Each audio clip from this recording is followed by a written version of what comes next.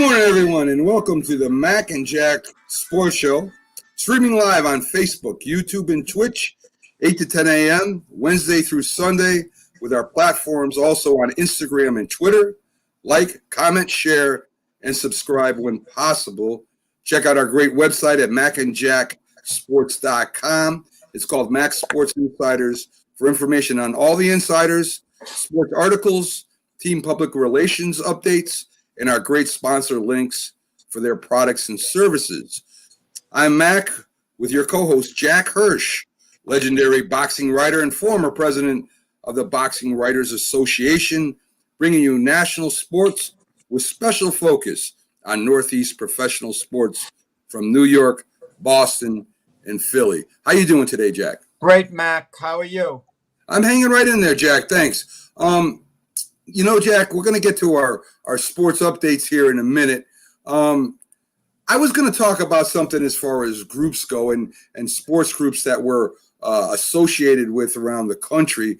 And I want to, first of all, thank them for letting us post, our show, our promos for our show and everything, and some of our shows on their sites. Because, it helps us out. It gives them information. It kind of works together. There's groups like the Big Blue Wrecking Crew or our big advocates of our group, pop culture. There's a bunch of them. And I could go on probably for a long while and mention them all, but they all help us out, and we help them out with information.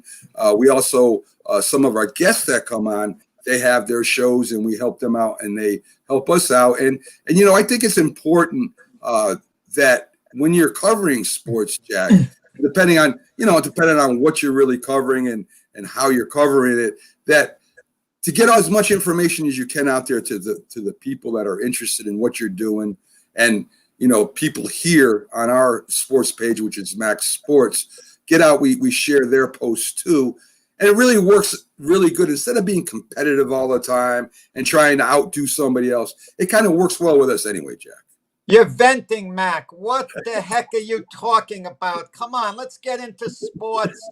I mean, people tuning in want to know about the latest trades, the game last night, the Hot Stove Baseball League, Mac. That's true. Mac. That's true. That's very true. I mean, yeah, you're right about these groups. You want to know something, Mac? You're right, I'm wrong, because I'm disgusted with a lot of these groups. Right. Because they go on and on and on with certain theories that don't really exist. And it's very frustrating watching them separate fiction from reality. Right. Okay. It's very frustrating, indeed, with that. And we were talking about this before the show, how upset the way the two of us were about it. And if people knew the real story, they wouldn't be, too happy sometimes with how some of these groups do business. Definitely. But there are some good ones out there, Jack, which are members of.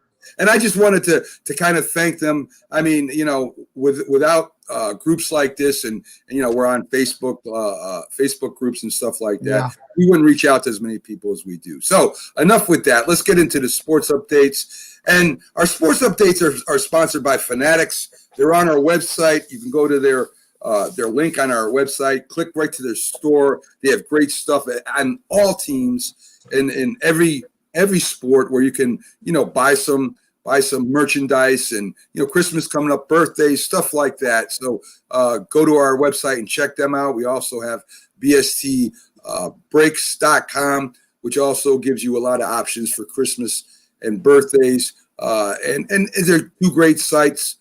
Check them out. So in sports updates last night, Jack, of course, the big thing was the Patriots losing. We'll get more in depth into this when we have Keith Engle on, who's our Pats, analyst. But they lose 24-3. Newton doesn't play well at all. He gives up a pick six, and there was no passing game at all. So I mean, you can only run the ball so many times. You can only do so many quarterback draws against a good team. And the Rams really handled them easily, Jack. Yeah, the problem with New England, it's more than Cam Newton on offense. They really don't have the weapons on offense. It was a problem with Tom Brady the year before. And they replaced Cam Newton late in the game with Jason Stidham. And they asked Bill Belichick after the game who'd be starting next week, and he made it clear that Cam Newton was his quarterback. But you kind of wonder had Jason Stidham rallied the team a little bit the way Jalen Hurts did with the Eagles when he replaced Carson Wentz, whether the Jason Stidham question would have been answered the same way, whether Belichick would have been saying for sure that Newton's his quarterback. Yeah, I mean, Jack, there's no doubt that Bill Belichick is one of the top 3 coaches in the history of football. I mean, what the man has done in New England is incredible. But eventually, if you're just picking up, the late round draft picks and making deals for, I don't want to say average because everybody in the NFL is an athlete, but I mean, when you don't have a wide receiver that can get separation, when you don't have a quarterback that can make the throws you need to make, eventually that's going to catch up with you. I don't care how great a coach you are. It does, but it catches up to any team. What people don't realize is New England had a historic streak that ended yesterday. And I don't think it's going to get broken again. They had 17 consecutive years of winning at least 10 games. So they had at least 10 consecutive years of double-digit victories. That's phenomenal. That means their worst year would be 10-6, worst year over 17 years. So that came to an end last night when they lost. And so we'll see. Yeah, we'll see how the rest of the year plays out for the Patriots. They have 3 games left. If they can somehow win the last 3, which is going to be tough, and go 9-7, they still have a shot at making the playoffs. But they've got to run the table. Definitely. In NBA, the Nets get fined, and I imagine Kyle Irving. I don't know if he pays for it or the Nets pay for it, for Kyle Irving not participating. Kyrie Irving, yeah. Yes, for not participating in media availability. This I don't know what the Nets were thinking when they got Kyrie Irving. I mean, I know he's a good basketball player, good to great, but he always has a problem with the team and the team aspect of basketball. He always seems to be fighting with the front office. I don't know, Jack, if this is going to be a big distraction this year, if it prevents the Nets, who have a really great top 3 and have a good solid team underneath. They got rid of some of them, but they got a good solid team. I don't know if this is going to affect their playoff run or not, Jack. Let me tell you, Kyrie Irving was the number 1 draft pick out of Duke by the Cleveland Cavaliers. They didn't win in Cleveland until LeBron James came back to the Cavaliers. Then they were highly successful, won an NBA title. As soon as LeBron left to go to Miami, they didn't win again. Kyrie goes to Boston. They have all these great grand hopes. And he was a malcontent at Boston. Big disappointment. After 1 year, he wanted out. It wasn't really pleasant to have him there. And now he's with the Nets. He was with the Nets last year. Some people feel behind the scenes he was indirectly responsible for Kenny Atkinson, the coach, getting let go. I don't know whether that's true, and I'm not saying it is. But this year, off-season, Kyrie Irving's making all type of remarks, saying, well, a number of guys could coach this team. We have like a few coaches. Then he says Kevin Durant's the only teammate he ever trusted to take a shot with the game on the line. And that's obviously a dig at LeBron James. And then Kyrie Irving says, well, people want to match brother against brother. Then he tried to turn it into a racial thing. People mentioning the LeBron James controversy. Now he doesn't talk to the media. He leaves out a statement. All the media ever did was use his own words that were on record, that were recorded on tape. I'm telling you, I feel the man is a great player. I think he's bad news. If the Nets could trade him for James Harden, they would. The only drawback that would make me hesitate trading him for James Harden in any type of deal is it sends out a bad message to other potential free agents, and it ticks off Kevin Durant, because Durant might not have come to the Nets if it wasn't for Kyrie Irving, okay? Yeah. So that's a sensitive issue. A high-profile free agent isn't going to want to come to Brooklyn if he feels he might get traded. But why didn't Kyrie Irving have a no trade clause? He was a free agent. I don't get it. Yeah, Who was his agent to make the deal? I remember him saying that, with the COVID and this and that, he's not going to play, and he could start his own league. He said some wacky things, Jack. And he's not good for team chemistry in the long run. Maybe short term, the Nets get off to a good start. Durant is playing great. Everything is going wonderful. He could be okay. Look, LeBron James kept him under control. He had that veteran leadership with LeBron James. But the problem with the Nets is Kyrie Irving is the veteran leadership. Yeah. That's the problem. Yeah, okay? Definitely. And I just don't get good vibes from him. At most, he's going to be with the Nets a couple of years. I don't see it going beyond that. It's either championship or bust. Obviously, if the Nets could win one NBA championship, it's worth it, Kyrie Irving there. But I feel if they can make a deal, that involves James Harden, where Kyrie Irving goes there, one-on-one would be great. If they have to give up another player, I'd think about it. But, yeah, it's not an easy situation.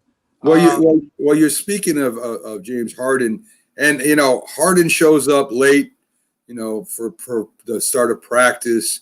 Sources say he might be upset his coaching hiring input was not used, that Coach Silas wasn't on his list. There's a new GM and a new head coach out there. Here's another player that's upset with what happened, I guess, and is upset with the hiring. The Rockets have never lived up to their expectations with the teams that they've had with Harden. Harden's a great shooter.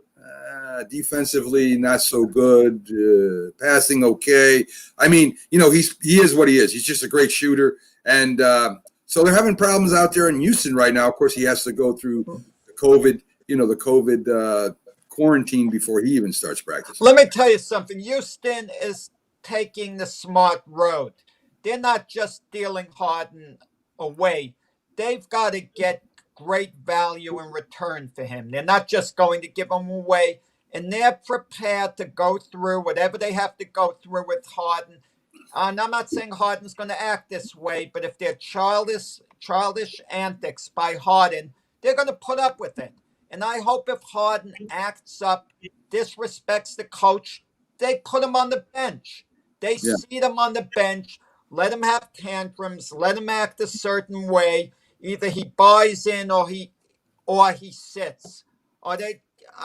If I'm Houston and I'm Silas there, I don't put up with it. I don't put up with it at all. Well, Jack, I have a feeling they're not only going to put up with it, they'll bend and all the way they can to make sure Harden stays happy. That's all they got there right now. And listen, you want him to be happy. Listen, he's been a great Houston Rocket. He hasn't played defense, and it's more by choice, I think, because at the end of last year, I watched him playing defense, and he wasn't that bad. Yeah. The effort was there.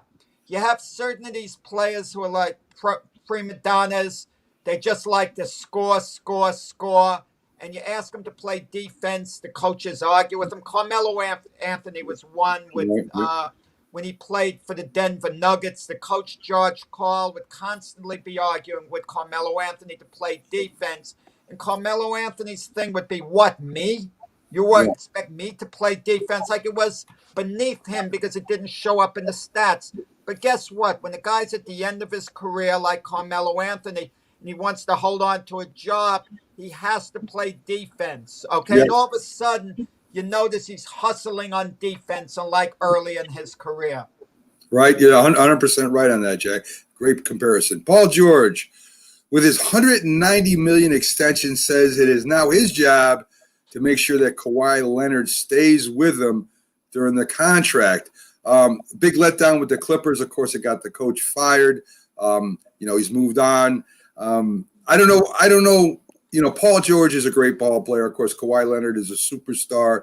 But when a player says it's his job to make sure that Leonard stays there, I don't know what that means, Shaq, except that he's happy he got $190 million and now he wants to go get his championship, I guess. You know what I love? And he didn't say this, Paul George, but you hear athletes say it a lot of the time. It's not about the money. I want to be there with a winning culture. It's always about the money, just about. I mean, come on. I don't want to hear it's not about the money. Got 190 million, but they want to win, to their credit. I think we have to give them a ton of credit. They're not just there for the payday. Winning means a lot to these guys. So kudos to the NBA players. I mean, we can't praise them enough for their desire to win. But with that said, Kawhi Leonard came from one of the greatest programs in NBA history, the San Antonio Spurs, under Greg Popovich. You don't get better than that. So eventually they deal him off to Toronto. They won an NBA title, yet he wanted to leave Toronto because bottom line, he wanted to live in sunny California. That's what it came down to, really. And they disappointed last year, the Clippers. Yeah, I mean, yeah. I mean, with all the money they make, Jack, and most of them make a lot of money. I mean, playing in that bubble, I don't know if they're going to try and do that again this year or not. I'm not sure. I know there won't be fans in the stands, but to give your whole family, all your give up all your friends and all your stuff to play basketball. I give them credit for that. I mean, they were pretty much isolated, and it's tough. I mean, it's got to be tough for 3 months to live, isolation and just play basketball. So I do give them a little credit there. Yeah, Mac, they are young men, and it's easy to say they're making a fortune of money. Just suck it up, put up with it. You have most people in society would do anything to trade positions with them for that type of money. But they are young men, and there's such a thing as going stale in the same environment, playing the same game, going to work. I mean, it's not easy in that respect. It's understood, but at the end of the day, it is their job, and it's about being professional, and most of them do it the right way. I definitely agree with that. So the Philadelphia Phillies hire Dave Dombrowski, who has, been the GM or president of operations, whatever you want to call it, for 2 World Series, the Red Sox and the Marlins, and helped, the Tigers get to 2 pennants. He's there with the Philly, and we have the Philly sports guy on every week, and he says the team's not trying to improve. Well, I think this is a big hire and really trying to improve. They're bringing a guy that's done it before, Jack. And I don't think Dave Dombrowski would go to Philadelphia unless he was allowed to wheel and deal. Yeah, make some moves. I mean, they didn't get him just to stand pat. Right. Okay. So, but the thing is, the Phillies are probably losing. It hasn't happened yet. 2 key position players, Real Muto and their catcher, and Gregorius, their shortstop. So unless they sign them back, or at least sign one of them back, I mean, that's quite a hit. And those are 2 pretty good players. Yes. Just so Byron knows, I see him. He's backstage. Byron, we'll be getting to you in a few minutes as soon as we finish up some of this business here. How come we don't talk other sports to Byron? Why just football?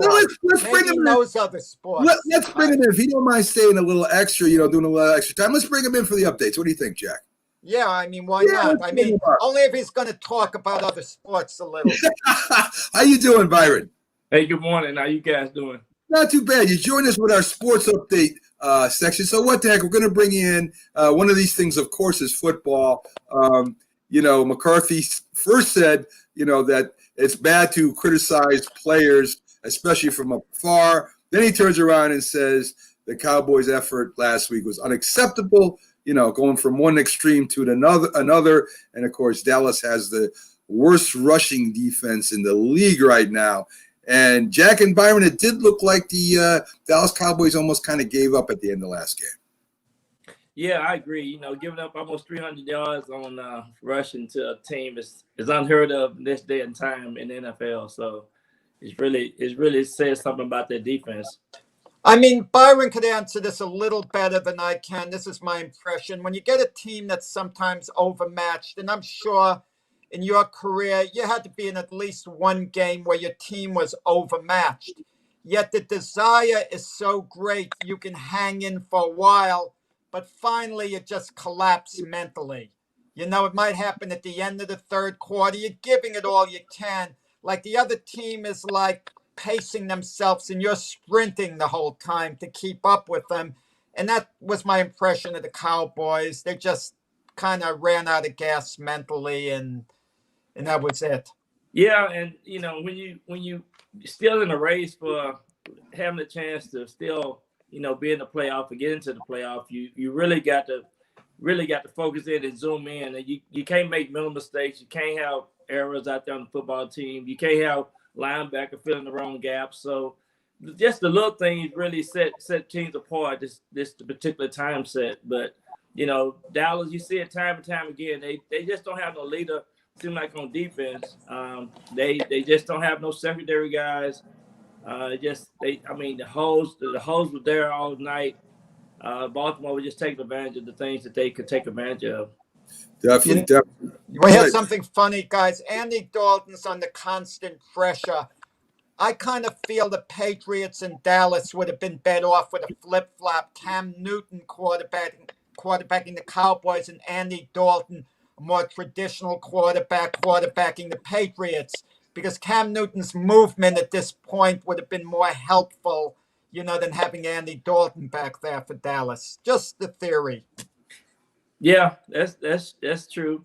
But I just think looking at the game last night, the Patriots so predictable. They don't throw the ball, and they don't.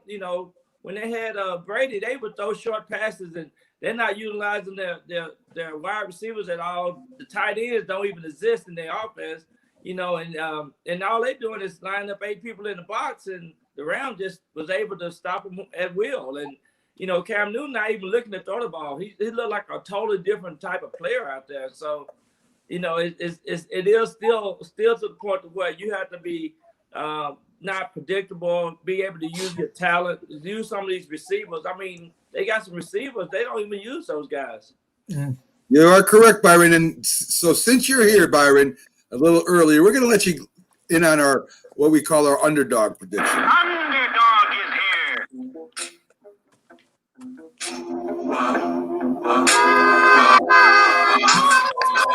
When criminals in this world appear and break the laws that they should fear and fight the all the scheme to hear the cry goes up of fire and near for underdog. Underdog. There you go. That's our underdog theme song for our underdog prediction. Now, Byron, this has got to be a real underdog. We're not talking like, -1 or -3. It's got to be at least 2 scores, at least 6 points. So me and Jack have started doing our underdog prediction during the week. And last week, Jack picked Philadelphia, which wasn't too good. And I happened to pick the Redskins, which was a great pick when they were underdogs by 10 points. So, Jack, are you ready, prepared to give us your underdog pick? Not really prepared, but I gave it a little thought, not a lot. I stuck with them last week. I'm going to try to get a little vindication. I'm going to go with the Eagles to upset the Saints.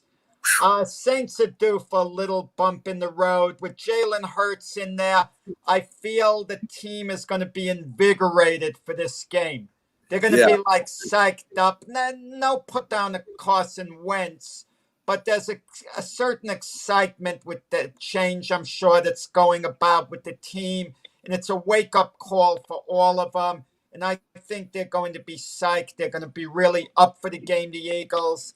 And with Jason Hill, I mean, he's an unproven quarterback for New Orleans. I mean, and New Orleans has been cruising. They're like a comfortable 10-2.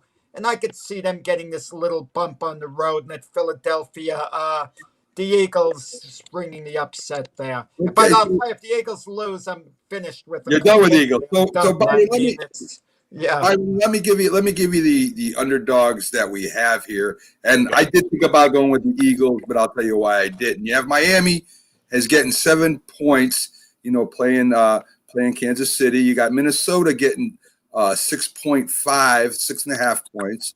You got the Jags, Jazz getting over 7 points with their game. Let me see, against Tennessee.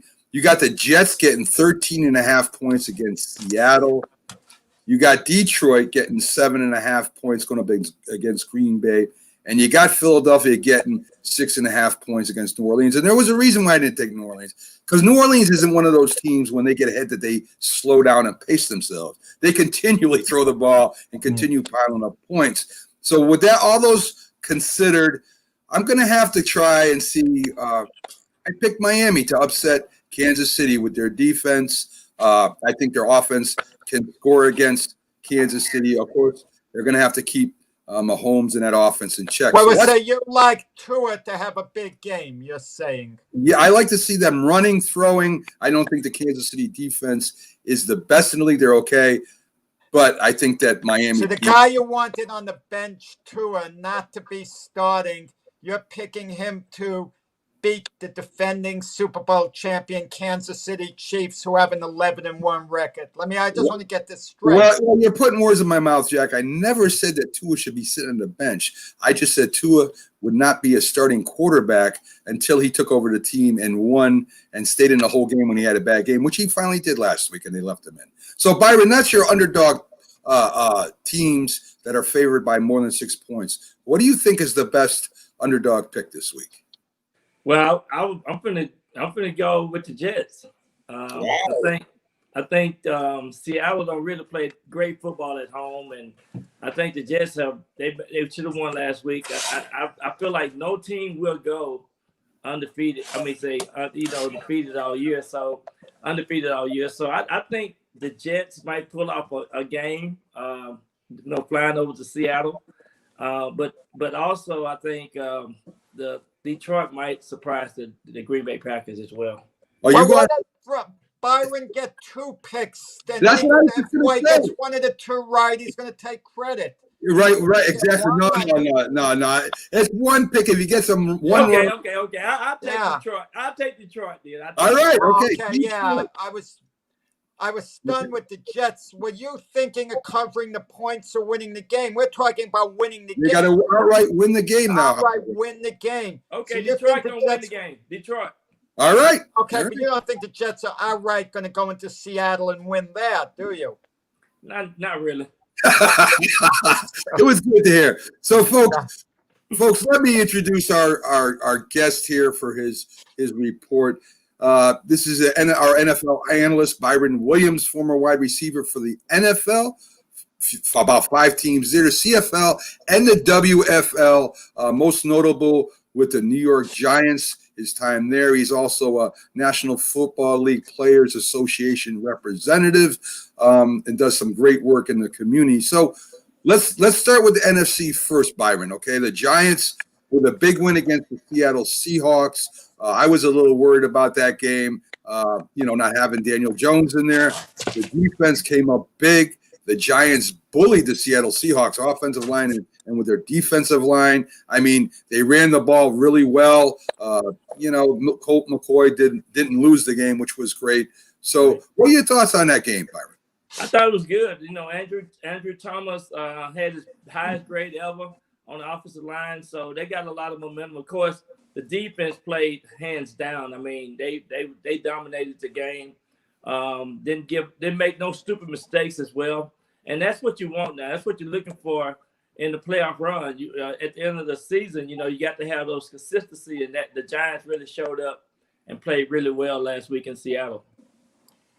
What do you remember the talk we had early in the year about Evan Ingram being such a liability, to get rid of him, so on? Right. It seems like you got to give Joe Judge credit. It seems like they've straightened him out. Yeah, and I think they come with maturity and let them know the value that he is to the team, and they playing good football. They being able to pass the ball to almost all the receivers. Spreading the ball out, and of course Wayne Gilman, the running back, is doing an awesome job filling in as well. So they're just playing good, positive football, and that's what you want. And like I say, they're not making those mistakes. They're really not. And don't forget about Morris, the contribution he's made. I mean, that's a big back that has some moves and knows where to find a hole. He was great with the Redskins, and he looks like he's almost great with the Giants. I mean, for the short yardage, and he can put you on your back, and you can give that guy the ball and control the clock. where Gallman, he's a tough runner, but he's known for breaking in his moves more than Morris is. So it's a nice 1-2 punch they got there, Byron. Let me tell you, it's exciting with Saquon Barkley coming back next year. That's the equivalent of getting a high draft choice. I mean, if you want to look at it that way. So future looks promising for the Giants. Yeah, no doubt. And the one thing about Morris, he brings in a lot of experience and maturity, and he can help those guys, off the field when they come on and off the football field. So that's really good, just to have a veteran there as well. So what do you think about next week? Do you think that the Giants, Daniel Jones, they say he might be even expected to play? That is, his calf injury has been healing really well, and that he really wants to play, and they have confidence that he might. Another huge game, as we said before, Byron, they're going to have to beat playoff teams to get in the playoffs. I mean, so, they got another tough game coming up this week. Do you think that if Daniel Jones doesn't play, that they still can win? I think so, because Cole McCoy got enough experience. He came in and hadn't made a whole lot of mistakes, but I think last week he played consistently and did what he had to do to win the game. And Daniel Jones, I think he's gonna play, but I think too that they got enough in place now that they confident enough that they've been in every game. They ain't nobody really dominated the Giants. If you go back and look at all the games that they played this year, and we said week to week that the Giants are really playing good, consistent football. Now, the Cardinals have lost their last 3 games, and what I don't understand. It's 4? I thought it was 4, and they should have lost the 5th game if DeAndre Hopkins would have caught that pass in the end zone. Right, I thought it was 3, 4. But the point is, you mentioned DeAndre Hopkins. Since that Hail Murray play, what's happened to him? Receivers like DeAndre Hopkins don't all of a sudden go cold like that, not with a quarterback like Kyler Murray to throw to them. So I don't know what's happened. DeAndre Hopkins went from one of the best receivers in the league to the last few weeks to a disappearing act in part. Seems like to me that game plan have changed. I mean, it seems like they're trying to run the ball a little bit more. You really got to use your talent on your offense. I mean, they got great receivers. Seems like they don't throw the ball to those receivers enough. And then they still need to include a tight end or something, to give them some type of diversification to where they can, not be real judgmental for as predictable. But I just think they're not using their receivers as enough, especially the route that they run. They just run just simple routes. Guys, I really believe that shoulder injury he got on that big hit and in the game, I think that's affected him more than we know. So let's go to, we talked a little bit about the Eagles. Hurst is going to start this week. Wentz is going to be benched with his big contract. Do you think that Hurts should just finish the season out, or are we going to just see what he does this week against a great Saints defense and see if Wentz goes in, if Hurts fails? No, I think now this day and time, the football we play now, you have to make changes. You have to stir it up a little bit. And just like with Cam Newton, they took him out last night. So I think, Carson, the last 4 or 5 weeks, him and Doug Peterson been in the news so much. And so now you have to make these changes just to stir up the pot a little bit, just because, everybody there to get paid, but yet, it's at the end of the day, it's all about winning games, and they not winning games. And so you have to do what you have to do to stir the team up. And that's what real coaches do. Right. Jack, I muted you really quick because the papers you're doing there is very loud over the air. So I'm just letting you know, just kind of. How did you know I was reading the sports section of the newspaper? Because of the keep updated. I hear you, my friend. So anyway, go ahead, Jack. Have you got a question about Philly with him? Yeah. What did you think about Fletcher Cox going on Twitter in support of Carson Wentz, asking for a vote of the fans who they'd rather see starting? Now, if he's best friends with Carson Wentz, that is a dumb thing to do, because obviously Carson Wentz is not going to get the votes. I mean, Donald Trump is more popular than Carson Wentz is in Philadelphia right now as quarterback of the Eagles. So he's not going to get the votes. No, So I I don't think you get it. don't. I think you never go against the coach's decision of what you need to do in the locker room. You have to keep it enclosed, and I think you don't go out to the public and ask them what they think. And I just think right now Carson Wentz is just going through a term into where he he just he got a lot going on in his mind. So I just think every now and then a lot of players go through this. And I think eventually he'll come out of this, and it's just part of football. It's hard. It's a hard game to play, and there's a lot of pressure on the superstars. And I think he's living through that moment at this particular time. You know what I noticed about Carson Wentz over the last couple of years? He uses tight ends a lot, constantly, Byron. They used to kill us with their tight ends. Right. I don't see them trying to get into the tight end as much. I mean, I know Ertz is out. I mean, he's been out for a good part of the year. They got the other tight end. I can't think of his name anymore. But it seems like he's trying to throw to the wide receivers a lot more than doing that, that tight end down the seam or the tight end finding that spot in the emptiness of the zone, that spot in the zone where he can hit him with a quick pass and let the tight end do his thing. And I just wonder if it has a lot to do with the change in play calling that's happened this year. I mean, they have some really fast backs back there. I mean, you got Sanders and I'm trying to remember the other one, number 35. His name just slips my mind right now. But I mean, they're averaging amongst the leaders in yards per carry, and it seems like they want to, do the spread formation all the time and throw the ball to the end. Boston Scott that you're talking about. Thank you, thank you. So, do you think it has something to do with the play calling too, Byron? It just mystifies me. Yeah, I think too. You got to start challenging the offensive coordinator and the play calling because the Philadelphia always have had a tight end in the elite top 3 or 5 tight ends in reception and yardage every year, and they're not utilizing that. They done got away from that. And then their wide receivers are just not even stepping up. I mean, don't nobody really know the wide receivers' names. So you have to have some consistency with the running backs, the tight end, and your wide receivers. Good point. So let's get to Washington really quick. Washington team. You love Washington. I picked them over the Steelers. Listen, I love a team that's competitive. Byron, of course, you know who I'm a fan of. But anyway, we'll keep that under wraps. The Redskins, and I think Alex Smith is an unbelievable story. Maybe not being able to walk to start becoming a starting quarterback again.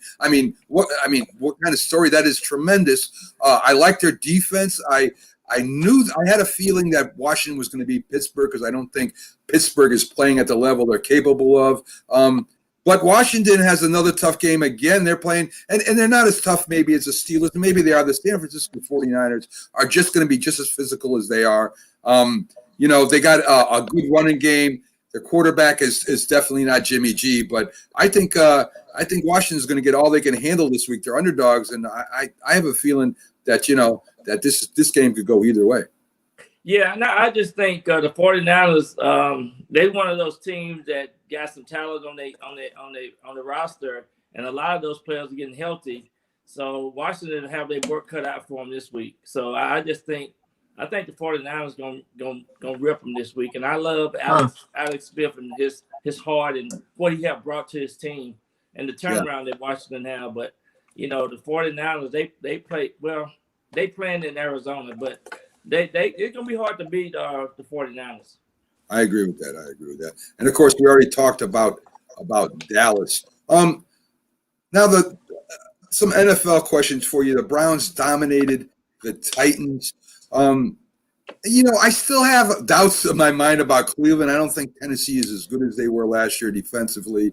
If you shut down the big train there, if you shut him down, then it leads to making Tannehill throw the ball, which is he's better off play action, better than just sitting in the pocket.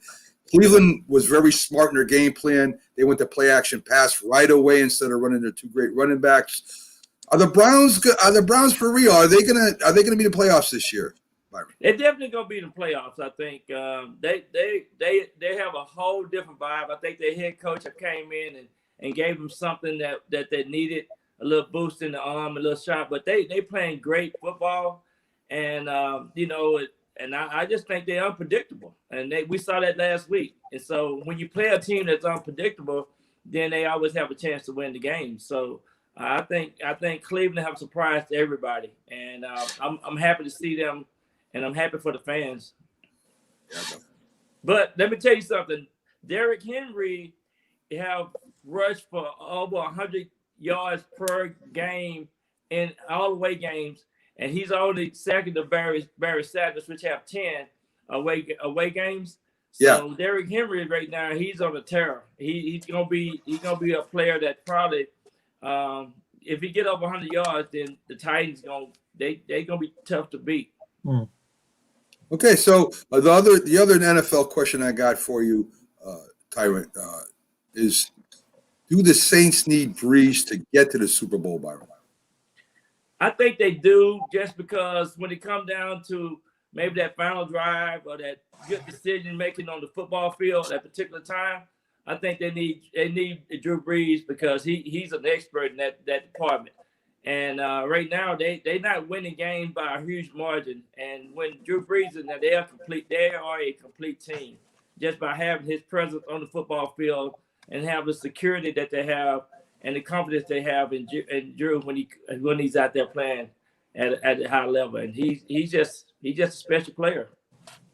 Well, when you have receivers like Michael Thomas and they're really in form, they make things much easier for the quarterback, no matter who it is. Exactly, and plus Michael's healthy now, so yeah. You're exactly right. Well, the only reason why I asked that, Byron, is because Breeze seems not to be Breeze this year. I mean, I know he's been hurt a little bit. They're batting down more passes. He's underthrowing more people, and the boost that this backup quarterback / running back / tight end / special teams guy, they signed him to a pretty big contract to be Breeze's backup, even though they did bring in Winston. And to me, he's starting to throw the ball really good. He's not just running the ball, but he's a huge threat running the ball. I mean, the man is like a fullback with speed, but he's starting to throw the ball accurately, throwing for touchdowns instead of just running for touchdowns. And I'm not saying that Breeze is done, but like I say before, there was a team called the New England Patriots when Stephen Grogan got hurt, and they put in a guy named Tom Brady, and they went to the Super Bowl. You don't think that they could go to the Super Bowl with their backup? Oh yeah, I think they can, because he's an athlete and he can do it all. I mean, his confidence is up. He threw his first touchdown last week, and right now, I mean, New England, New Orleans is a team to be reckoned with, but they are not beating teams, like 2 or 3 touchdowns. There's been some close games, but they're playing good football, and plus the coach. You always got to throw in the head coach in there, because the head coach is awesome as well. But I think right now they'll make some good decisions in playing Tatum. No joke. Sometimes we complain about athletes, and I want to praise Jameis Winston. He went to the New Orleans Saints thinking he would be the primary backup for 1 year to Drew Brees, reestablish its value, and then hopefully be a starter next year. It was kind of the Teddy Bridgewater formula. And it had to be a shock to him, as it was to me, that when Brees went down, they started Winston, and he did okay. And now he's the third string quarterback basically on the team. And I'm sure he didn't go to the New Orleans Saints thinking anyone else might be backing up Brees but him. Absolutely, but sometimes it's good to just sit and watch everything and get a clear mind and start a new start. And I think that's what Jameis is getting there as well. But right now, you just got to go with who you feel. And right now, they just feel like Jameson is not the one that they want to play, but they still have that security net, and he can come in and do a good job as well, like what he did that game 2 games ago. But shouldn't the Saints have told Jameis Winston what the situation was? I'm sure they told him he was going to be the primary backup. Yeah, they probably told. It's a little deceitful maybe on the organization's part. Yeah, they probably told him, but still, though, Jack, you got to remember that's practice, and so guys perform in practice, so they kind of know the personnel and the talent level these guys are bringing, so they just feel more comfortable with the chemistry that they have with somebody that's been there 4 or 5 more years, and Jameson coming in, so that have something to do with it as well. If you had to pick two teams now, we're getting to the 3/4 of the season now, Byron. I think the NFC is wide open. I think you got the Rams sitting there, you've got the Saints sitting there, Green Bay. You still can't leave out Seattle. I think any one of those 4 teams, if they get hot or they play each other, and one team is just playing out each other, any 4 of those can go to the Super Bowl. You agree with that? I agree with that, and you got to also look at the defense, the teams that playing the best defense, and another thing is that special team equation in there. And right now, the Rams defense is looking awesome. Yes. But yeah, you have to see who had the momentum going into the playoff round. But the defense, you always say the defense win championships. So right now, you definitely got to look at some of these teams that playing some awesome defense. And go ahead, Jack. Yeah, no, I mean, I'm sticking with my picks, the Chiefs, which is an easy pick. I mean, most people are picking the Chiefs. But I like the Rams to go to the Super Bowl in the beginning of the year. I mean, they're so well balanced. I mean, they have one of the great punters of all time that's not given enough credit, Johnny Hecker. They arguably have the best cornerback, Jalen Ramsey, the most intimidating pass rusher, Aaron Donald. Cup and Woods as receivers. I mean, outstanding. Cam Akers yesterday. Wow, 171 yards rushing the ball. I mean, they're just so well balanced. I mean, I don't think there's a team that's more well balanced than the Rams. Jared Goff, he's a game manager. He's not a difference maker. He's a game manager. But as long as he doesn't foul up and he manages the game okay, they'll be fine. Absolutely, absolutely. The Rams showed that last night. They displayed that last night, which was awesome. Well, I'll take a little issue with Jack and the AFC. I mean, yes, Kansas City is the favorite, but I'm gonna tell you, we're gonna find out a lot tonight when not tonight, sorry, but when Buffalo plays against KC. I think Buffalo has a good shot at getting to the Super Bowl this year. I think that they're solid in all 3 aspects of the game. I think their offense can match up against Kansas City's offense. I think their defense is just as good as Kansas City's. And, I think they have a realistic chance, that the Buffalo Bills have a realistic chance this year to make the Super Bowl. And then I want to ask Byron a question about. I think Josh Allen is the key, and he and the head coach again. I mean, you just said it, Jack.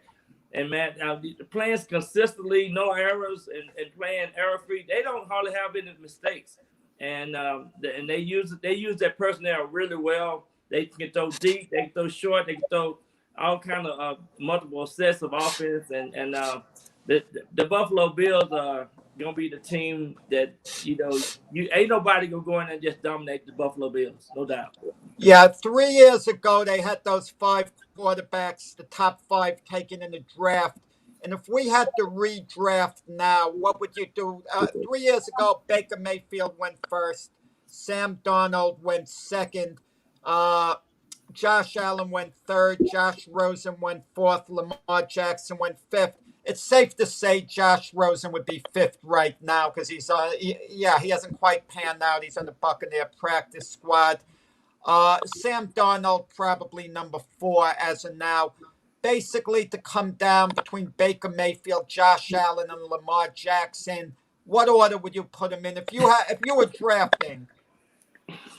Man, you put me. That's a hard question. It's a hard one. I think you're going to come down between Lamar Jackson and Josh Allen. That's what I think. Yeah, Lamar Jackson, Josh Allen, no doubt. Baker Mayfield, he had a great game this past week, which we've been looking for him to do that.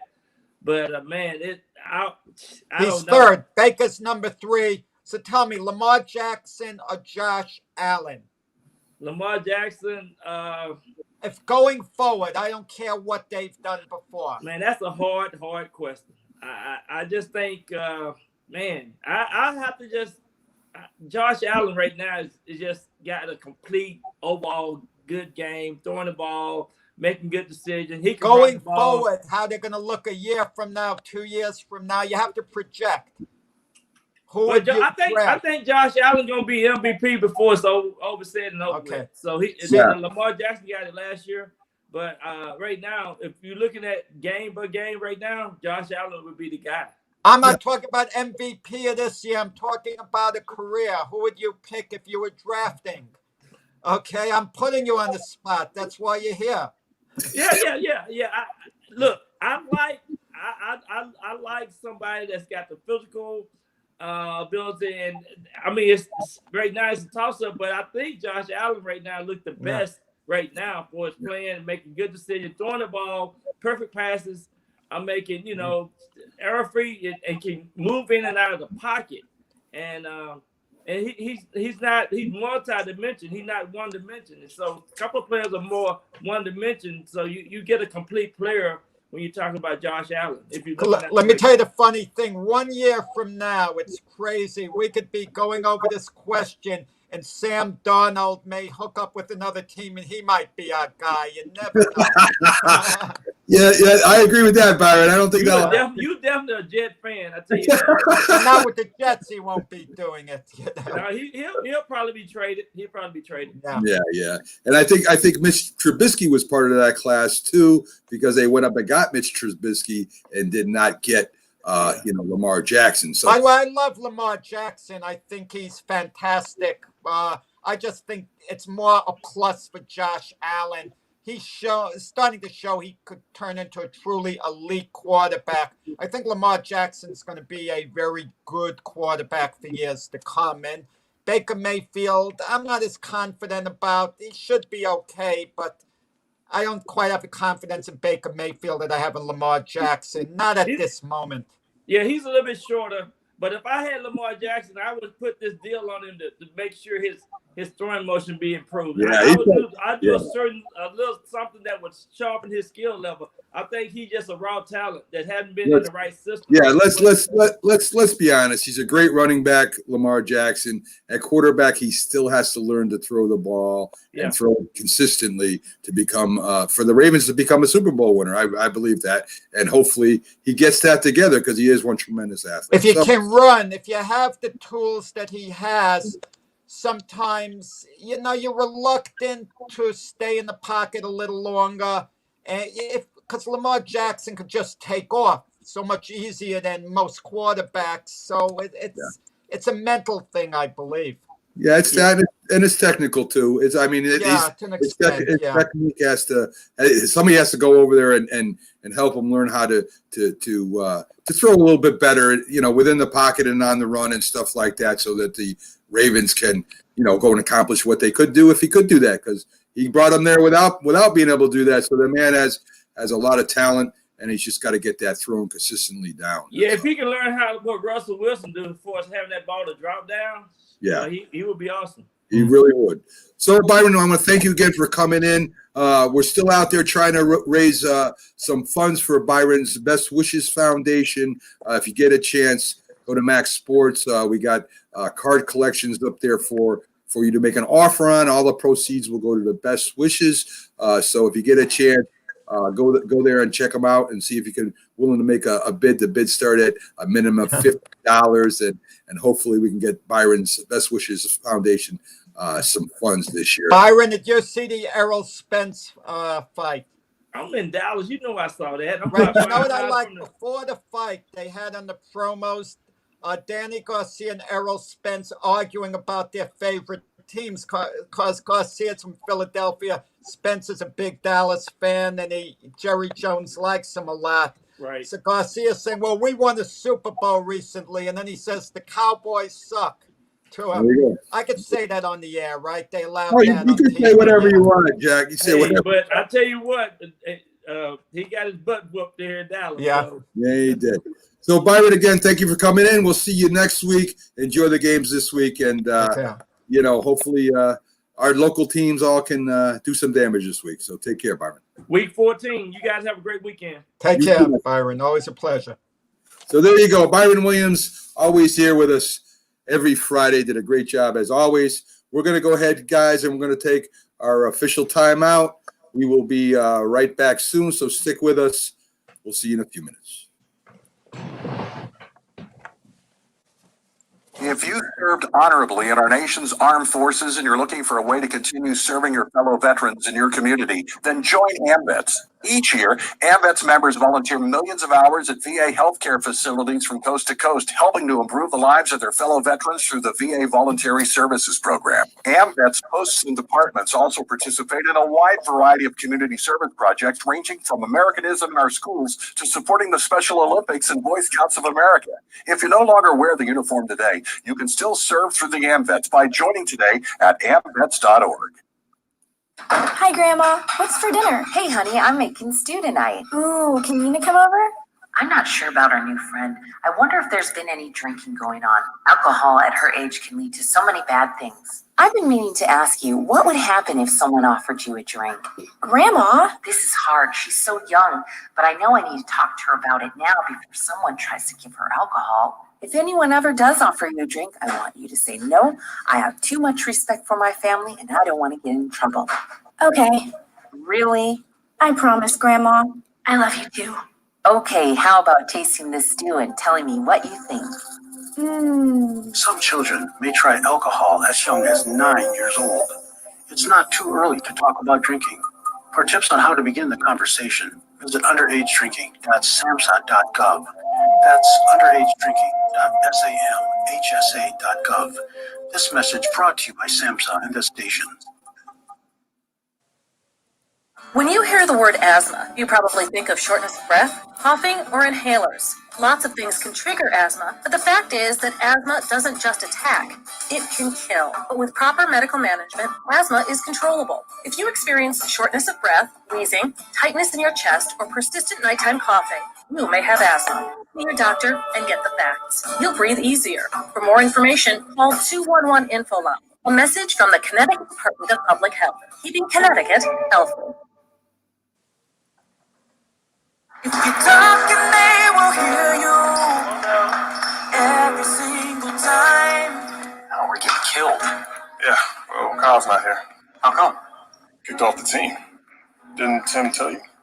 Kyle and some other kids got caught drinking beer in the park a couple of nights ago. Really? Yeah. Zero tolerance. He's out for the season. Come on, it's a first offense, right? That we know of. But why should that matter? He knew not to drink. I made it clear to Matt, that's what we expect from him. What have you said to Tim? Nothing really. You know, a lot of kids try it at this age, so. Yeah, well, a lot of kids don't try it too. I'm not saying that Matt's gonna be this perfect kid, but if I don't tell him what we expect and why he shouldn't drink, how's he gonna know? You think kids that age really listen? They never admit it though, but they hear more than you think. Talk. They hear you. For more information about talking with kids, visit drinking.samhsa.gov.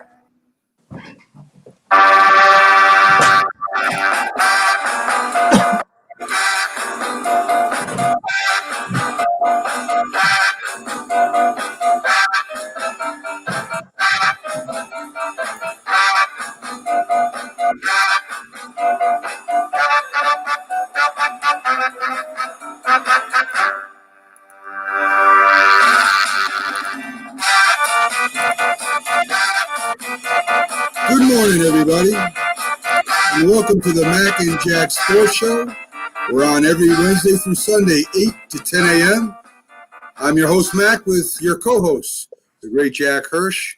And Jack, we just had Byron Williams on going through the NFL, and he brought up some great points, and we gave him some hard questions, and he kind of pulled through it, I guess. He was ducking my question. I finally got him to answer.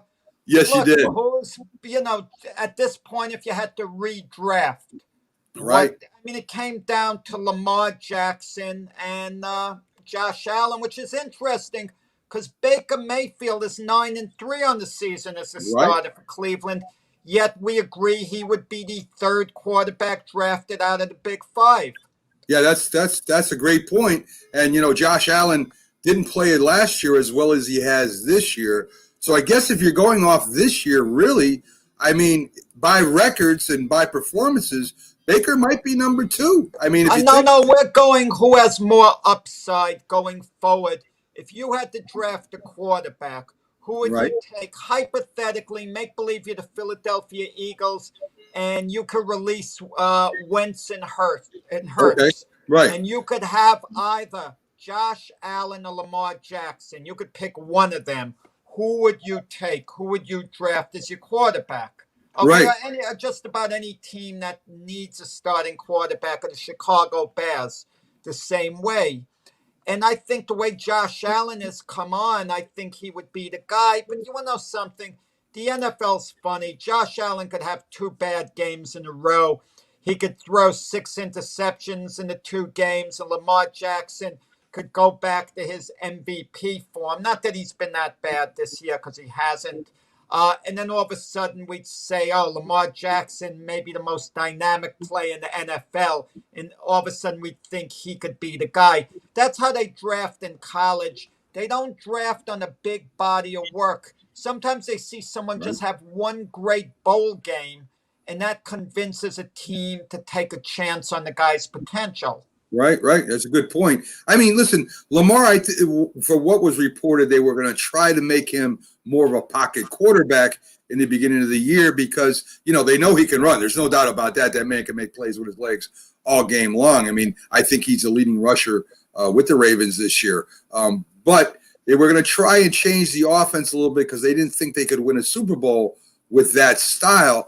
And Josh Allen, of course, they've been trying to make he's a natural athlete too. He may not be as fast as as Lamar, but he still can run with the ball. He's still effective. He still runs really well, but he seems to have become a better thrower. One of his biggest criticisms has been over the years that he's not accurate. Well, that's changed this year, and where he's throwing consistently over 300 yards now, and now he's still a threat with his legs. So, I mean, I don't know if it's the Ravens' fault for trying to make him more of a pocket quarterback because he can't do it, or if it's Lamar's fault because he's not trying hard enough to become a better passer. And what I mean by that, Jack, is I'm not talking about he can throw the ball 80 yards in the air. And there's a lot of people in the NFL, including offensive linemen, that can throw the ball 80 yards in the air. The most important thing about a quarterback is accuracy.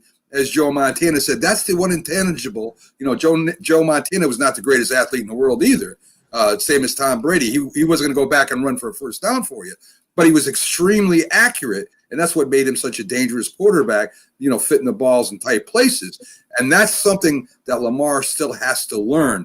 And I don't know if he will ever learn it. I don't know if they're just going to build a team around him and just utilize his running skills and throw in once in a while to make a play. I mean, I saw him, scramble out. He looked like he was going to run. He backed up and threw a touchdown pass because he drew everybody up. And that's his biggest threat right now. But I really believe until Lamar can become accurate, more accurate, throwing the ball, they're either going to do one or two things, Jack. Build it to where he runs with the ball. He's more of a running quarterback that can throw, or they're going to have to get him to be more accurate. I think you leave Lamar Jackson alone. Let him do what he does best. I mean, just picture this, Mac. This is maybe fairy tale stuff. That you could have Barry Sanders or Eric Dickerson or Walter Payton as your quarterback. Right. They take the snaps, and they can throw the ball also. Right. Imagine the weapon they would be at quarterback to run, to pass. And he was so wildly successful last year, Lamar Jackson. And to be honest, when they got bumped by Tennessee, he didn't play poorly in that game. I mean, he wasn't really the reason in itself, I feel, that they lost that game. It was just that Tennessee was the better team that day.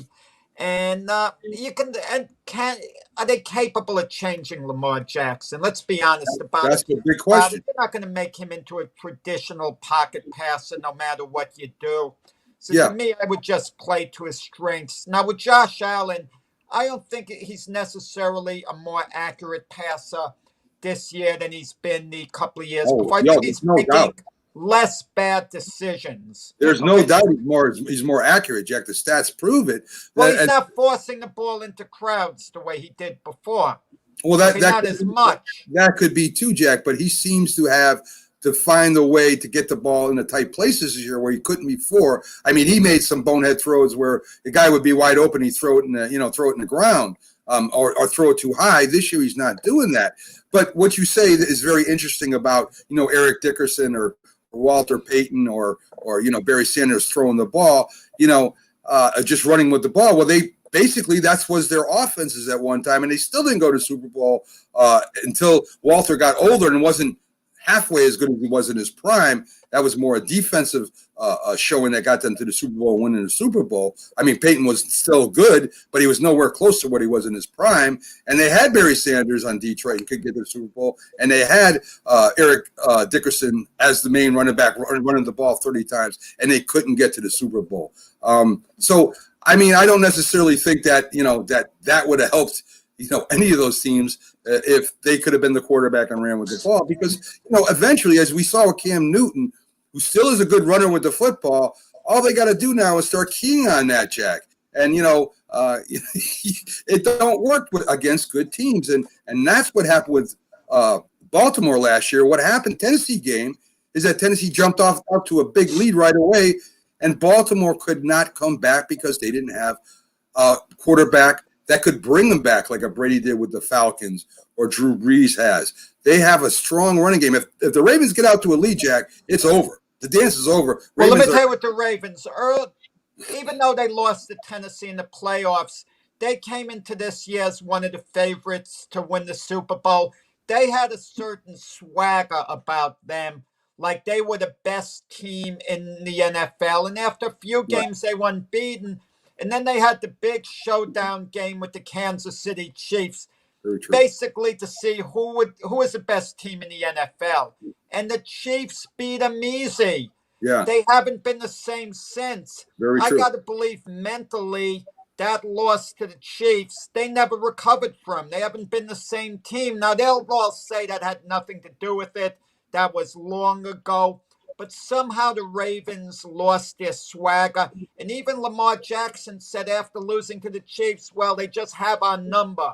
It's as if he threw in the towel. It wasn't one of those, we're going to beat those SOBs if we see them in the playoffs, okay? Right. We're going to remember this, and we'll set the record straight later. He basically threw the towel in. Well, I guess the Chiefs just are better than us right now. Right. I remember that, Jack. And I think that's why the Ravens tried to change Lamar Jackson's style to throwing the ball more and being more of in the pocket instead of taking off when the first and second reads aren't there. And don't get me wrong, the man's dynamic. I mean, he makes plays with his legs, even passing, where it looks like he's going to run and then he stops and the receiver gets behind the defensive backs. I mean, he's a dynamic player. I'm not criticizing what kind of football player he is. All I'm saying is if you get ahead of the Ravens right now, it's hard for them to catch back up because, and not only that, their defense hasn't been as good as it was last year either, Jack, because of injuries and stuff. They'll get healthy by the end of the year. They've got a few games coming up. They still got, the playoffs in their hands if they just win. We'll see what happens. Maybe that the Cowboy win their last game, straighten them out, and like to move forward, and we'll see. Yeah, it definitely can. I mean, they got a tough game coming up this week. In fact, every week the Ravens are playing some really tough. You got Cleveland and Baltimore playing this week, and that's going to be no joke, Jack. I mean, you've got two teams that can run with the ball, and you got two quarterbacks that have been criticized in the past for not being as accurate.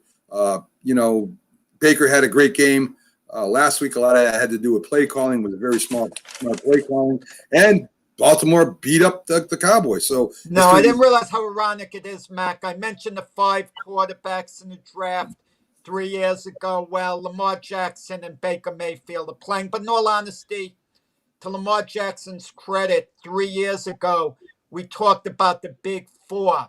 Lamar Jackson was, in the rear. They talked about who was going to be drafted first between Baker Mayfield, Sam Darnold, Josh Allen, and Josh Rosen. Right. Lamar Jackson was supposed to be like a later first-round pick. No one quite placed him in the category of the top 4 despite a Heisman Trophy. And but he's proved them wrong. He's really overachieved. And it's easy to forget that Joe Flacco was the starter for the Ravens.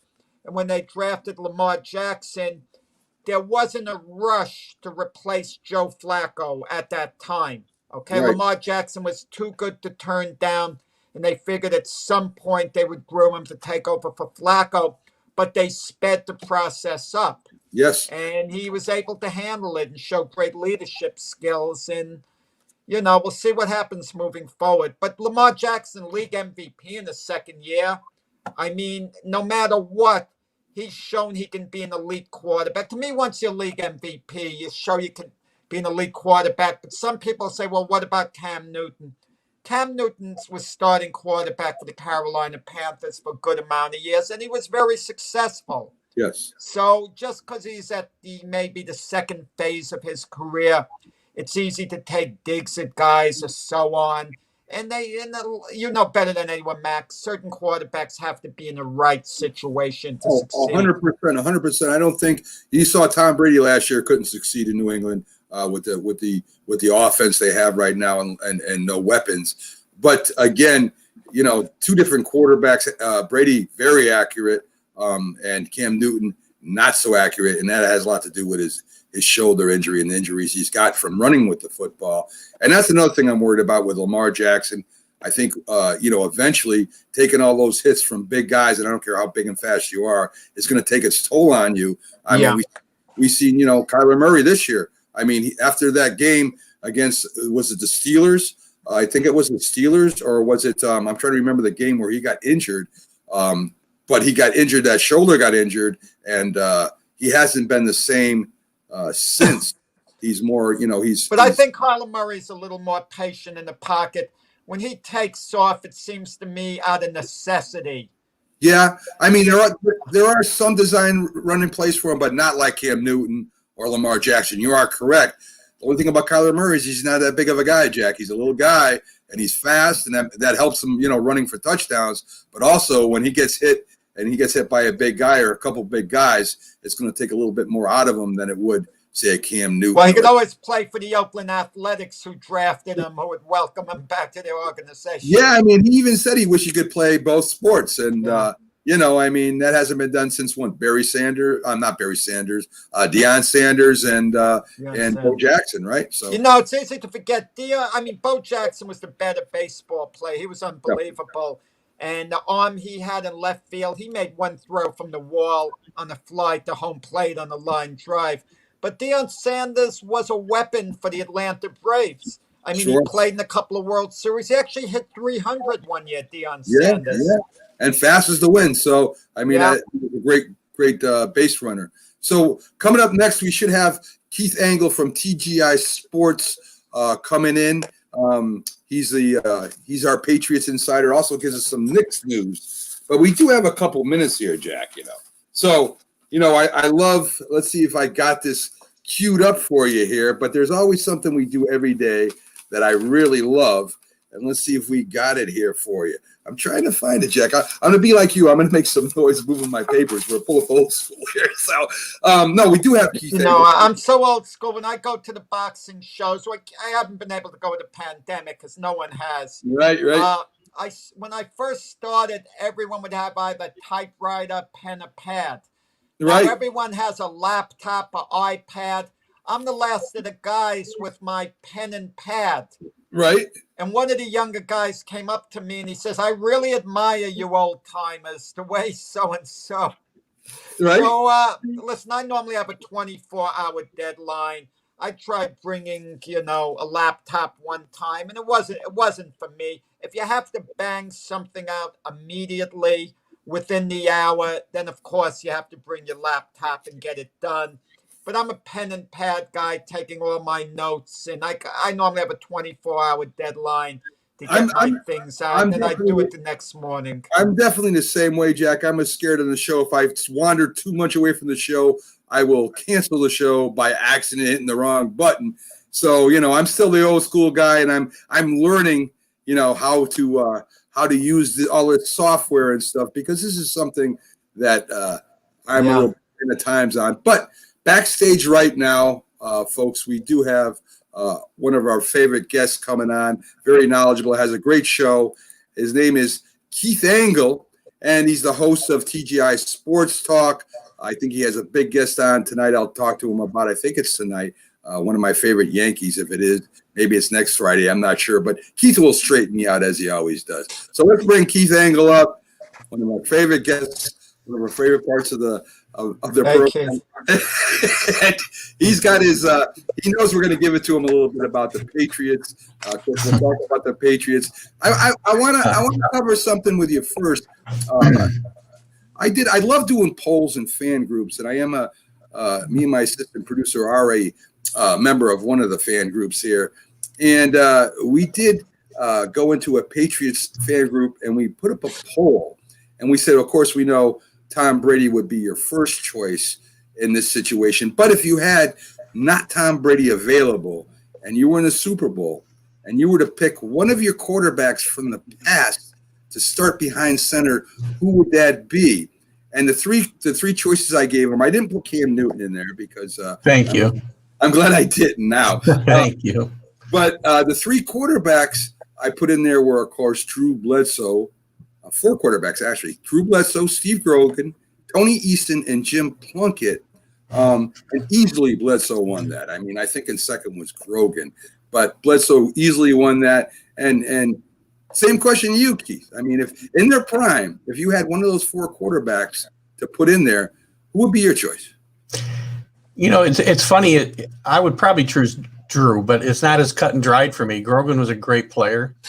Tony Eason had his faults. I think he could have been a great player, but there were some other injury problems and whatnot that kind of derailed his career. My buddy Mark and I have this disagreement. We had season tickets during the time that Tony Eason was the starting quarterback and Grogan was the backup, and we'd always argue about who should play. And then Flutie came. I'm surprised Flutie's not on your. You guys are both missing the boat. I mean, what about Babe Pirelli? Oh, we're not as old as you, Jack. Yeah, Babe Pirelli. We're not he going. was the Jet backup on their Super Bowl winning team, by the way.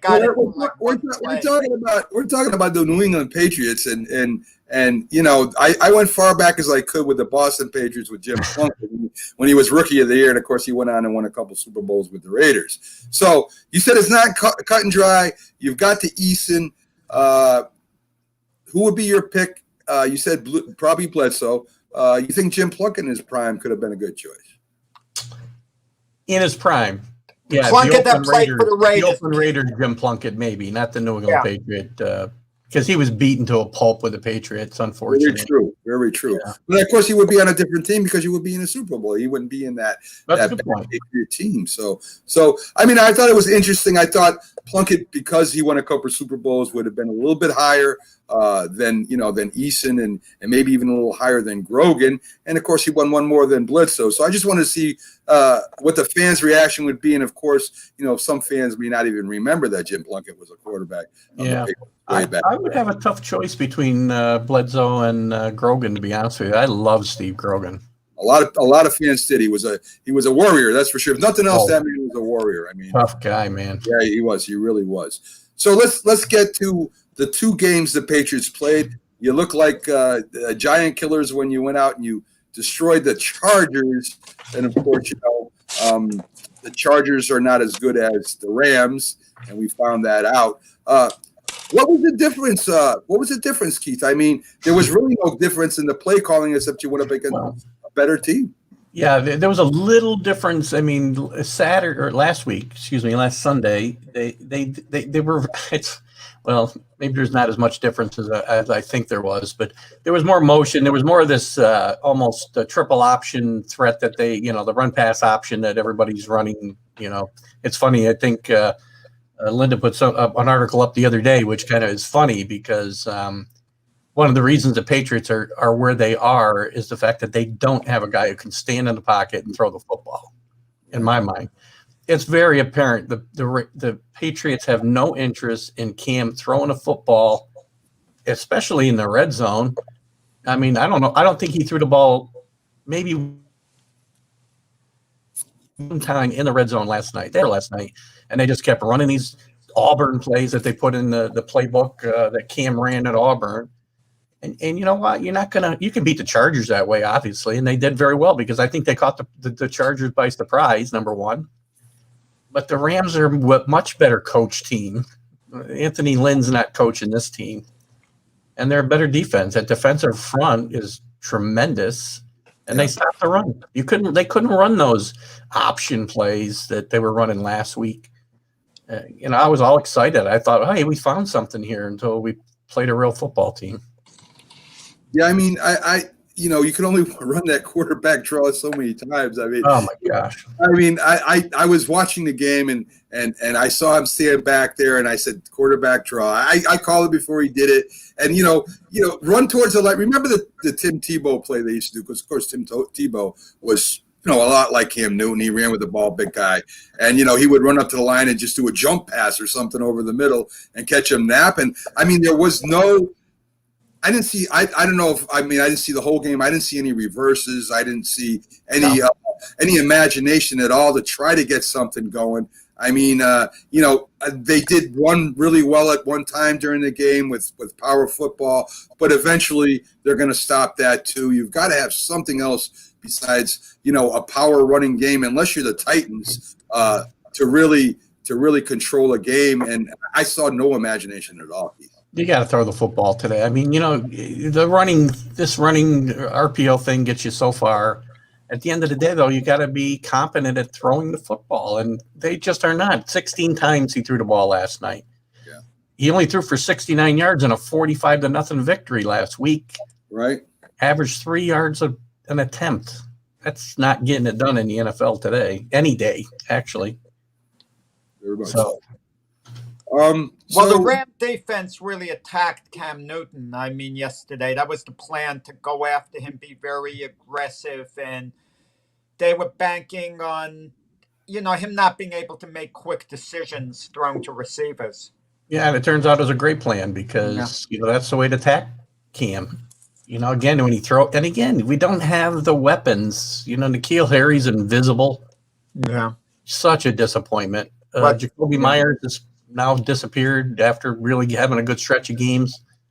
Running game disappeared last night because the Rams know you take away the running game, the Patriots are dead. Defense didn't play bad for New England. I mean, that we could lose sight of that. I mean, they were okay yesterday.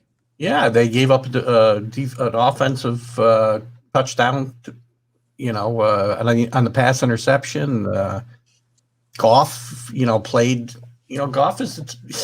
They put him in when they put him in situations to succeed, like they did again last night. Yeah, I mean, that kid who running the football last night, Cam Akers, came out of nowhere. Yeah, big chunks of yardage. Yeah, I mean, I was surprised to see he only averaged 6 yards a carry because I thought he averaged about 10. I was really surprised the Patriots gave up that much on the ground. But again, when you got a team that can pass the ball, I mean, I don't think Goff is an elite quarterback by any means. Like Jack said, he's a great manager and he can make some of the throws, but he can't make all the throws. And that if you stop the Rams, who do have a running game this year, that's the biggest thing that's different from last year and this year. They made more of a commitment to the run instead of just trying to win the game with Goff. So I mean, I was surprised that the Rams ran well as they did against the Patriots, honestly, Keith. I was a little surprised too, and because they had done really well against, and that this defense for quite a few years now has been a bend but don't break defense. They give up lots of yards, but they normally, and Jack alluded to it, the defense didn't play badly when you talk about how many yards did the offense gained compared to the points they gave up. Yeah. They stiffened a couple times where they needed to. Had a bad offsides there in the end of the third quarter, early in the fourth quarter on a Rams last touchdown. But other than that, I mean, they played pretty well. They just, again, too many yards. Too many missed tackles. It started out the first drive. Yeah. I mean, Gilmore with a horrible tackle on the very first play of the game. For like a 30-yard gain. It's just and it just continued all night. That's the thing that drives me crazy is the missed tackles, and I think it's an epidemic in the league. Nobody knows how to tackle today. I still think the games are still very important for New England, even if they can't make the playoffs. Well, right now they're going to try to win 3 in a row, go 9-7. But even if they're 7-8 going into the final game, they're going to want to win that game to avoid a losing season. But let's say they lose their next 2 games, and the best they can be is 7-9 as opposed to 6-10. Do you think they start Jason Stidham that game, the last game of the season? Because the stakes would really be low at that point to just see what they have. Because I can't believe Bill Belichick doesn't spend a little time thinking about who's going to be quarterbacking from next year. I think he needs to start the next 3 games, Jack. I mean, I don't see any reason to play Cam anymore. That means you've given up on him, and there's no way he could possibly come back as your quarterback next year. Not in my mind. I don't see any way he comes back. But if Jason Stidham was the answer, he would have been in earlier this year. He would have played. There's a reason he hasn't been playing, and they probably see something in practice that tells them, I mean, he's just not the guy. Well, it's funny because last year they loved him in practice, and that's one of the reasons that, Cam was signed so late. They thought Stidham was going to be, the guy, and then, off-season practices, they thought that would set him back. Then he had an injury in training camp. I still don't know. I don't think they know for sure if he can play or not. Put him in the game. Yeah. A lot of bad practice players who played great games. That's true. I mean, they did put him in against the Rams, but that game was over. They were just swarmed. They knew why he was going in there. He sure wasn't going in there to hand the ball off. That's for sure. They had their ears pinned back, waiting for him. Oh my gosh, yeah. Yeah. So, I agree with you. I don't think Cam's going to be there next year. I don't think Cam. He's supposedly healthy. He still can run with the ball, but that's more of a, like a wildcat formation than actually having a quarterback. Not in every down. It's starting.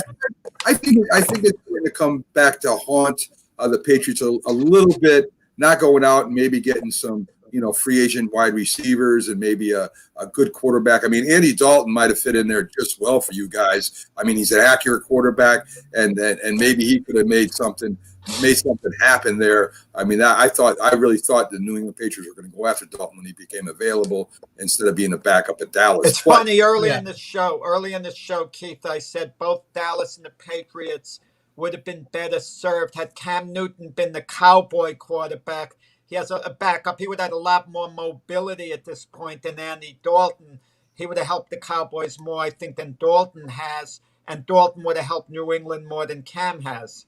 I think that's probably a good point. And there were a lot of rumors in the offseason that Dalton was a target of the Patriots. Yeah. And he would have fit the offense that they had in place better than Cam, for sure. They've had to, obviously revamp the playbook because Cam is not Tom Brady. He's not even Andy Dalton when it comes to accuracy and, and the things the timing patterns that mean a lot to the Patriot offense that have over the years. Cam, that's not Cam's game. Yeah. I think they missed the boat on that, but it is what it is. So let's talk a little bit about the other teams in the AFC real quick, Keith. Miami takes care of business. Finally they stuck with Tua after he didn't do so well in the beginning. He brings them, plays really well, puts Miami in the win column. You guys, I think you guys see Miami one more time this year, if I'm correct. Am I correct in that? Yeah, next week, I believe. Yeah. Yeah. So it's going to be in Miami. Yeah, we'll see what happens if you guys can. If Belichick whips up some kind of plan to slow them down. But Miami is they're a real good team, Keith. Yeah, it's Miami's played well too. I mean, I think he'll probably come up with something to confuse Tua. That's what he does. He's very good against rookie quarterbacks and the running quarterbacks, but not against the Jason Goffs apparently. And not Jason. What's his name? Jared Goff? Jason Goff. Who's Jason Goff? Jason's his brother, Keith. He almost made the brother. Okay. Yeah, don't worry, I do that all the time. I mean, yesterday, you know what the killer was right off the bat? The screen pass getting intercepted. Return for a touchdown by Kenny Young. It was, the game had a long way to go, but that's so demoralizing. Oh, that was the turning point of the game. They'd just gotten the ball themselves on a turnover, and a really big play. And then for that to happen at that point in the game, they just never recovered. They started out the game so slow. they didn't have the bounce that they had against the Chargers a week before. But that seemed to, I thought they started to pick it up a little bit after the first couple of drives where the Rams were just going up and down the field. They had the turnover, and I thought, this is it. This is where they're going to, start to get it back together. And that's the huge turnover by Cam. And, it's just, it's inexcusable. You can't make that mistake there. Well, they even made the Rams earn their first touchdown. They did. Yeah, it came down to 4th and goal, and Joff just jumped over the line. It would have been nice had they anticipated and had someone kind of meet them in the middle. But if you look back at the replays, and I couldn't tell who it was. I haven't had a chance to look this morning. There's a guy who, like a split second later, his helmet's coming up right where the ball just went. Yeah. And, if it would, like you said, if they'd find a way to fill that gap a little quicker, then he might even fumble that ball. No, it doesn't really matter at that point what he does, but as long as he doesn't score. So there's a big game coming up with Buffalo. Is it Monday night, I think? They're playing the Chiefs, am I right? Or Sunday night? I'm not sure what day they're playing the Chiefs, but they got a real no, they're not playing the Chiefs, excuse me. No, they're not. Buffalo was playing the Pittsburgh Steelers, and that's on Monday night, if I'm correct. It's on Sunday night. Sunday night, thank you. So I'm right on all occasions there. So you knew with the Bills were COVID, playing. we don't know. Yes, I know the Bills were You mentioned earlier in the show you had a slip of the tongue and you corrected yourself, Mac. You said about tonight's game. Right. And I'm thinking, is there a game tonight? And I'm telling myself I wouldn't be surprised if there was. And Thank you for covering for me, Jack. The Pittsburgh Steelers and Buffalo Bills. Pittsburgh isn't playing that well right now. I don't think. I think that the defense is still great. Their offense, they got a couple good receivers out there, but they're not clicking right now. And Buffalo is. I wouldn't be surprised, Keith, if Buffalo takes this one. And I think Buffalo, in my opinion anyway, has moved up the scale to, I think they could be the ones that challenge the Chiefs this year for the Super Bowl. It's possible. I mean, I think, and I was in the school of thought that the Steelers losing the game was going to be beneficial to them in the long run, because it gives you a little time to, get that out of the way. It's hard to go into the playoffs undefeated. I can speak from experience. It gets harder every week to win. So I think it's not a bad thing that they lost. Buffalo still, their defense scares me. They're going to give up a bunch of points. They just are. I mean, I don't know what's happened there. Their point differential is only like plus 27, plus 25.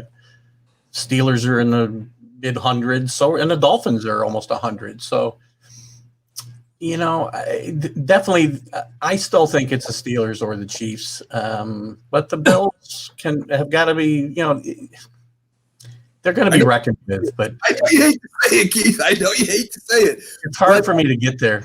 I know it is. But the reason why I'm saying that, they said the same thing about the Steelers when they barely beat the JV team. The head coach comes out and sounds, and then they go up against Washington. And not that the Redskins are a bad team. They're a very competitive team and coming on the rise. But I picked them to beat the Steelers in the underdog pick because I just had a feeling. And I think Ben Roethlisberger is hurt more than we know. He got hurt during the game there. I'm not saying that, Ben is no longer a young kid that can overcome injuries as well.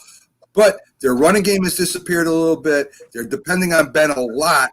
Buffalo's going to key on that. And I just think the Buffalo Bills have enough offense to beat them. And I think they have a all-around team that can get the Chiefs a fits come playoff time. And that's why I'm saying, they seem to improve every week. And Josh Allen is playing out of his mind, Keith.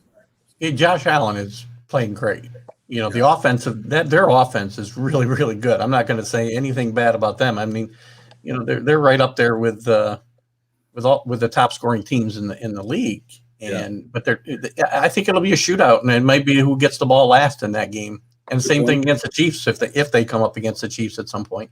You were talking who would come out of the AFC. What I think is, the Chiefs to me are the clear favorites. Okay. Easily.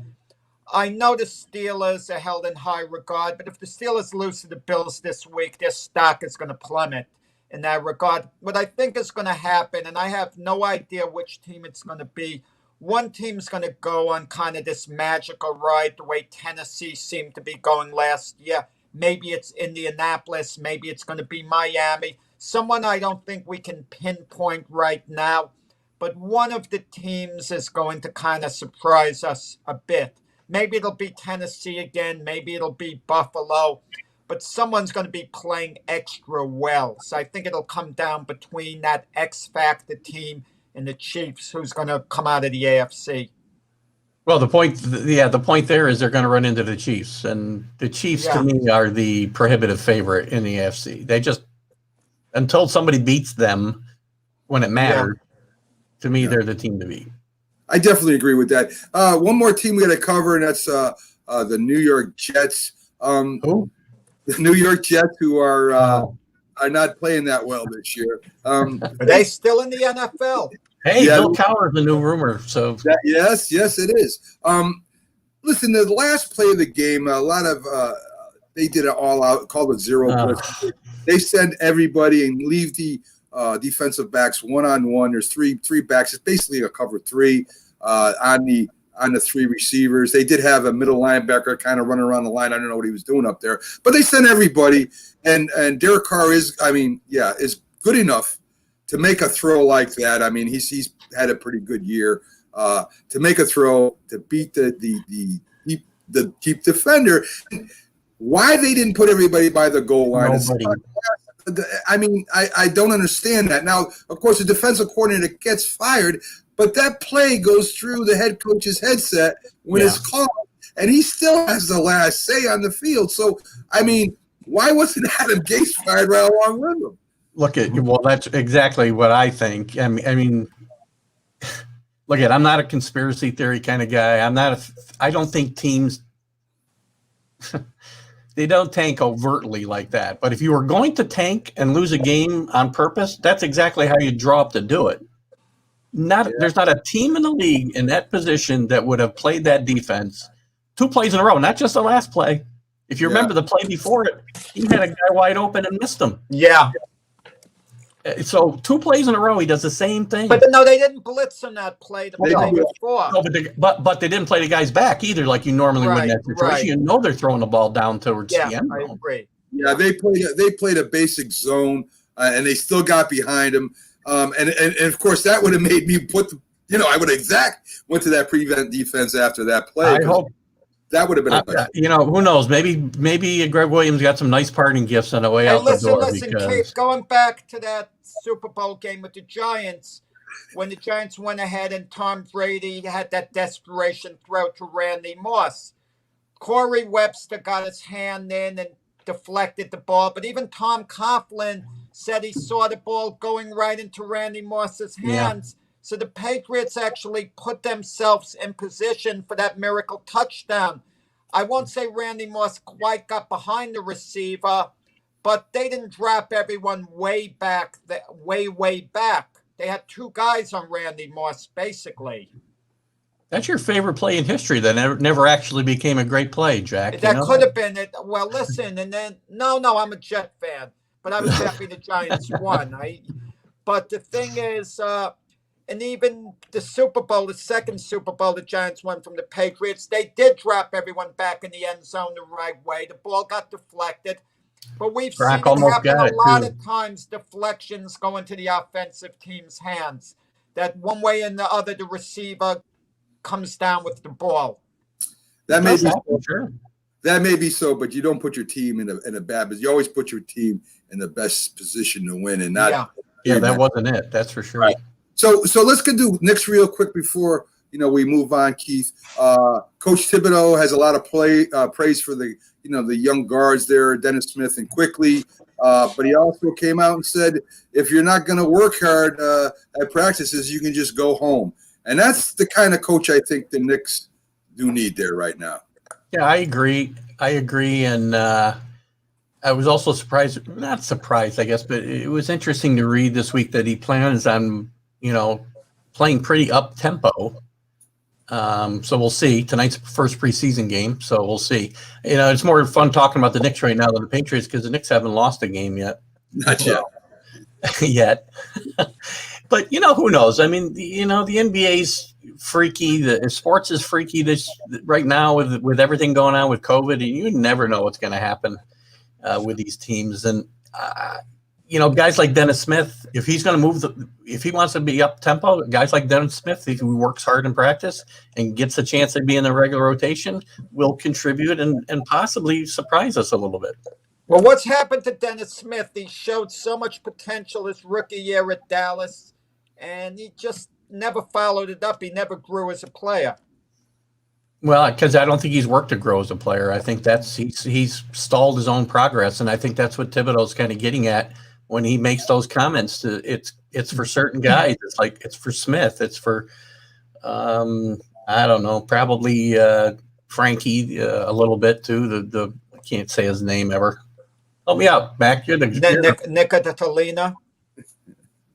Nicotalina. I don't pronounce it well. Close enough. I call him Frankie.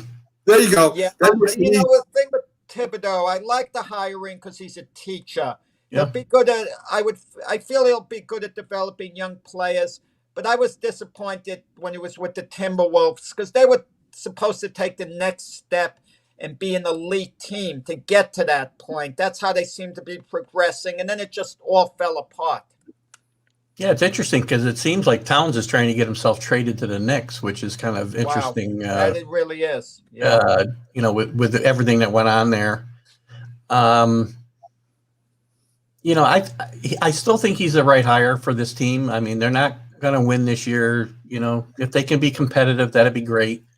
They do have some talented players, and hopefully that Barrett can continue to progress and Toppin can be what they think. I mean, and they got a bunch of Kentucky guys who are fast and jump, and it's like Kentucky North here right now. I think if Toppin turns into a star, a genuine star, it changes the whole culture of the Knick organization. It does. He's and he fell in the draft into the Knicks' hand, so there's a reason he fell to them too. Right. 100%. So, if the people in front of the Knicks are wrong and he really steps up quickly as a rookie, then, all bets are off. They could be competitive and, compete for the last playoff spot and lose in the first round. But we talked about this before, Jack. You need to show some improvement so that free agents will consider coming here. Right. And forget about the owner. Yeah, you got to have a plan. You got to have a plan. I mean, you can't just say we're just going to go and do the best we can with what we got. I mean, you've got to have a plan to rebuild your team, and that was the main reason they said, that the Laker star right now, former Cleveland Cavalier star, and so on, decided not to come. So I don't have to tell you who that player is. Among many others. Yeah, that's very true. So hopefully they do have some kind of plan. They do have a help at assistant GM, I think it is, Keith. I read this new guy that they brought on to get talent. I can't remember his name right now, but supposedly he was going to be a big influence on picking up players, whether through the draft or through free agency. I just can't think of his name right now, but he was hired, I think, within the last year. Leon Rose? It could be. Yeah, Rose, I think you're talking about, yes. Yeah. And he does. He has a lot of influence with a lot of great players. So hopefully that helps us out a little bit, because I think the biggest problem the Knicks have had was trying to bring over free agents, starting with Carmelo Anthony, and giving up any type of rebuilding that they should have been doing after, Patrick Ewing and the team. Well, I'm glad they didn't go the Russell Westbrook route. He would have created excitement this year. He would have created a buzz. Maybe they would have contended for the last playoff spot with them. But long term, it would have been bad. It wouldn't have been good at all. Well, that's part of what worries me about the Towns rumors is the fact that, I don't want to run into a Carmelo Anthony situation again where you give up 4 or 5 really serviceable players for one guy. Right. Who's a fine player, but you need. I'm happy with some of the pickups they've made between the 2 draft picks, Quickly and Toppin, and a couple of veterans they brought in Kid Gilchrist and Austin Rivers. Yeah, they're guys that have been around and they played very well in different spots. But Keith, they will contribute valuable. Wouldn't you trust Thibodeau in regards to Towns if he really wanted him? Because he coached him, he knows him, he has the best possible read on Karl Anthony Towns, the type of player he is. I agree. I just don't want to overpay for anybody, at this point, player-wise. Money, I don't care. Player-wise, I don't think they have much to overpay. No, well, again, they've got a history. I mean, they traded some really good guys for Carmelo Anthony that Really true. they Well, probably would have been Carmelo better Anthony, off with those guys. They made a run with Carmelo Anthony at one point. Not a real. He No. had a decent Nick career. First on round balance. of playoffs isn't much of a run. I don't Listen, think. but if Carmelo Anthony's to go into the Hall of Fame, which he probably will, even though I'm not the biggest Carmelo Anthony fan, but I feel he's going to be a Hall of Famer. You tell me, what uniform does he go in under? Is it Denver or the Knicks? He'll be a Nick. Knicks. So there you go. So that means he had to perform, decently with the Knicks. Unless for some reason the next couple of years the Portland Trailblazers win the championship, maybe he goes in as a Trailblazer. Who knows? Well, 100%. Well, Keith, thank you for coming in again this week. I mean, we love having you in. Good luck on your show, the TGI Sports Talk. What does TGI stand for? Is there anything in particular, Keith? Thank God it's there. You go. Sports. That's what I thought it was. Thank God it's sports. I didn't want to say that because maybe it could have been something personal that you don't want to let out there. So I wouldn't have put it up there for people to guess that if it was that. Okay, my friend. All right. So you have a great day. Is tonight the Roy White interview? Roy White. I just finished a Roy White interview now. It was a great time. I had some technical issues with my sound reverberating. I think it was through his computer. I'm not sure because when I was on by myself, it was fine. But anyway, it was a great hour with Roy. He's a stand-up guy. Underrated, underappreciated, and he needs to have his number retired. I don't know about but he at least needs some kind of day or plaque or something out there that gives him some kind of credit. So I'm surprised they haven't done anything for Roy White. You mean they haven't even had a day for him, the Yankees? No day, no plaque, they don't no want anything. to put a plaque in Monument Park, even though I think he's worthy of it. You can only put so many plaques there, so maybe I can understand that. Maybe. Yeah, well, have a day for the guy is something special. I know George Steinbrenner wasn't the biggest fan of his because George Steinbrenner liked the guys with the big stats, when he took over as owner of the Yankees. But Roy White, I mean, what a wonderful Yankee. He went from a losing culture to a winning culture, transitioned right into it. Yeah, he definitely was a key contributor for 15 years there, and he deserves absolutely. And more his teammates loved him. 100%. 100%. So tune into TGI Sports Talk to see that interview, which I know is great. Probably my favorite Yankee of all time, Roy White, interviewed by Keith Engle. So Keith, have a great day. Enjoy the games, and we'll see you next week, my friend. Have a great weekend, guys. Thanks, Keith. So there you go, Keith Engle with TGI Sports Talk. Check out his interview with Roy White. He's a good friend of the show. We kind of look out for each other, and hopefully that goes. You guys enjoy that interview. So Jack, we got enough time here to do a quick little break. So it's not gonna be long. So be ready to come back right away, Jack. So we'll do our little quick break here, and we'll be back, folks. We're on the other side with this day in sports history. So we'll see you on the other side, folks. Stick with us, please. If you served honorably in our nation's armed forces and you're looking for a way to continue serving your fellow veterans in your community, then join AMVETS. Each year, AMVETS members volunteer millions of hours at VA healthcare facilities from coast to coast, helping to improve the lives of their fellow veterans through the VA Voluntary Services Program. AMVETS posts and departments also participate in a wide variety of community service projects, ranging from American Our Food to supporting the Special Olympics and Boy Scouts of America. If you no longer wear the uniform today, you can still serve through the AMVETS by joining today at amvets.org. We all make choices. When it comes to alcohol, kids make choices whether to drink or not. Okay. Bye-bye. Remember, I'm going to Alex's party tonight and sleeping over. Hey, have a seat for a second. Remind me about that party again? Alex is just And adults make choices whether to talk about it. That's true of parents and every other trusted adult in a kid's life.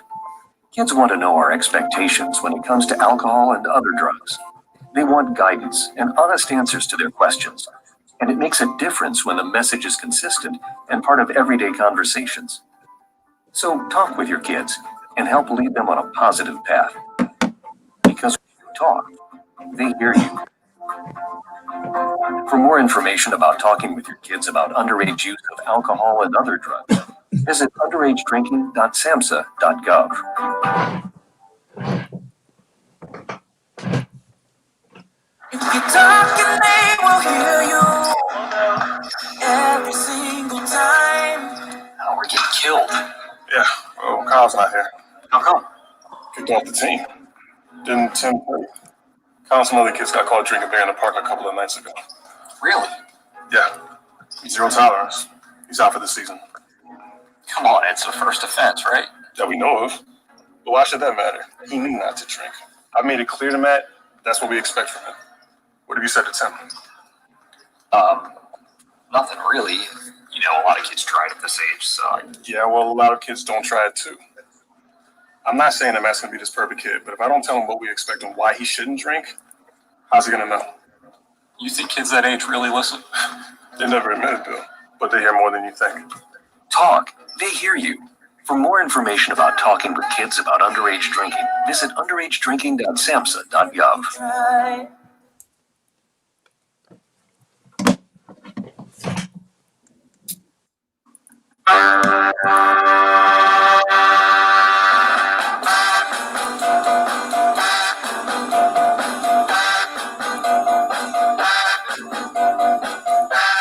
Good morning, everybody, and welcome back to the Mac and Jack Sports Show. I'm your host, Mac, with your co-host, the great Jack Hirsch. Had a couple great guests on today, and what we're going to do right now, Jack, is we're going to get back to the show, and we're going to go through our sports history, where we put this day in history, where we talk about all the things that happened on this day, and birthdays too. So let's get to that.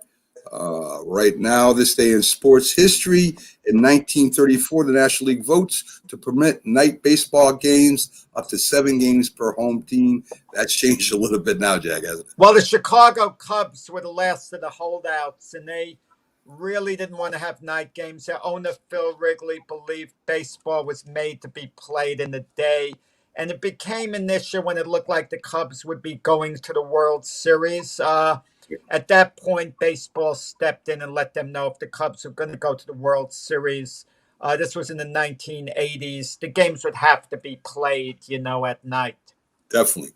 Before a record-breaking crowd, the NFL championship attendance of 48,120 people at the, I think it was at the Polo Grounds, Jack. The New York Giants defeat the Green Bay Packers 23-17.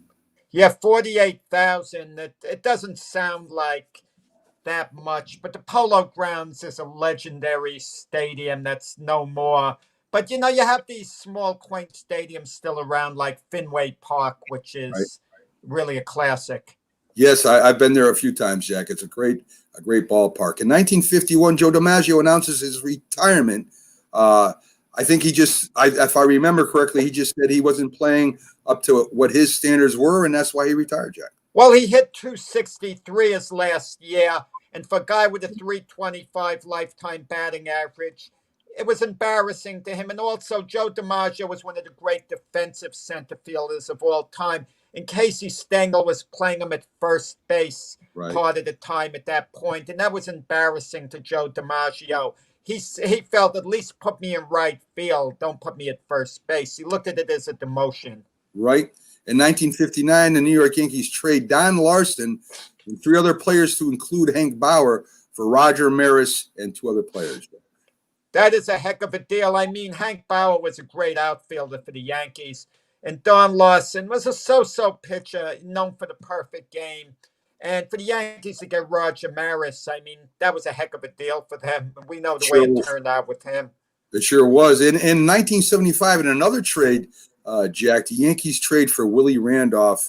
And, of course, he's part of the reason why they went on and won. Right. That was a masterful deal on reflection, because they traded one of their better starting pitchers, Doc Medich. Right. Okay. And Doc Medich was a really good pitcher, and the Yankees had the foresight to get, a New York guy, Willie Randolph, and he turned out to be a truly great Yankee. Yeah, a great second baseman, defensively. He That's- turned the second play, the double play wonderfully. He Yeah. could draw a walk as well as anyone, you know. What an asset. Definitely. In 1981, Muhammad Ali fights his 61st and last fight, losing to Trevor Berbick, Jack. Yeah, I mean, Ali shouldn't have been fighting at that point. How they could allow him. He had already had symptoms of Parkinson's before the fight. And, you know, he actually didn't perform well. He didn't perform poorly against Trevor Berbick because Berbick was a highly ranked heavyweight contender. And Ali lost the competitive 10-round decision. So even a washed-up Ali, you know, wasn't that bad. Yeah, exactly. In 1993, Charlie Ward gets the Heisman Trophy. What was interesting about that is Charlie Ward chose not to play football, but basketball, Jack. Well, you know, Charlie Ward wasn't a highly touted NFL prospect just because you win the Heisman Trophy. There have been a number of Heisman Trophy award winners who weren't drafted that highly, and he saw more future in basketball, and he had a decent career with the Knicks. Yes, he His was son was just no, that wasn't his son. I got him mixed up with Greg Anthony, whose son was just drafted by the Orlando Magic. Yeah, Charlie Ward was a decent point guard. He wasn't great, but he wasn't bad either. Decent. Two-sport guy. Yeah, very good. Yeah, great athlete. In 2002, Joe Sakic scores a 500th career goal at Vancouver, Jack. A real good player. I mean, so in 2002, he gets his 500th career goal, Jack. In birthdays, we have in 1938, Fred Cox, kicker for the Minnesota Vikings, NFC champion in 1969, and he was also a Pro Bowler, was born, and he's still, Jack, the Vikings' all-time scorer. Yeah, the Vikings haven't had many great field goal kickers, and I think of the year, I think it was Nick Anderson or Greg Anderson. For some reason, I'm not getting the first name. Maybe the Gary? Vikings were playing the Falcons in the NFC Championship game to go to the Super Bowl. That's when they would have played against John Elway in the Super Bowl. And they had a 7-point lead with like 2 minutes to go or something. And the Vikings missed the field goal. And the Falcons, scored a touchdown after that and then won in overtime. So had that kick been made, and they really haven't had great field goal kicking. You know, a few years ago, they lost the playoff game because their field goal kicker, who's not with them anymore, missed a short field goal. And that hasn't been one of their strong positions. That's the truth. And, you know, I was surprised because of some of the great running backs the Vikings had and a few of their receivers. You know, you talk about, Randy Moss, you talk about Chuck Foreman, you talk about, Chuck Foreman. All these running backs they had, and the field goal kicker is still the leading scorer for them. So who was it? Ed Marinaro? He was an actor. Yes, definitely. Yeah, I remember him too. Oh, darn it! I gave it away. You may have tried to stump me on a trivia question with that, and I would have. I might have. Now I know not to ask it, Jack. Yeah. So in 1955, Knicks coach Stu Jackson was born, Jack. He was only, the Knicks coach for 1 or 2 years at the most. Yeah, then he worked for the NBA office. You have a lot of transitional coaches who you hope work out, and they don't. I mean, Tom Thibodeau, they're looking at as more of a long-term solution, of course. But there's so many guys that kind of fill in a gap. And some of them are successful, like Mike Woodson was a good coach for the Knicks. But I guess he wasn't their long-term solution. But he's back on the staff with Tom Thibodeau. So that's a very nice thing. So Thibodeau knows that he has some value there. Absolutely. There's one Patriot that we forget about who was a great defensive end / outside linebacker. His birthday is today. He was born in 1971, and that's Willie McGinnis, Jack. The guy was an awesome player for the Patriots, and we tend to forget about him when mentioning the great Patriot teams, Jack. Yeah, I don't know. Do we forget about him? He was a great player, and he's looked at fondly in Patriot history.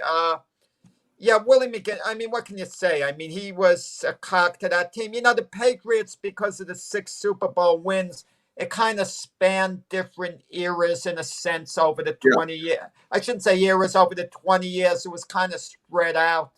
Yeah. So you had certain players who were there for the first cycle of wins, then in the middle and at the end.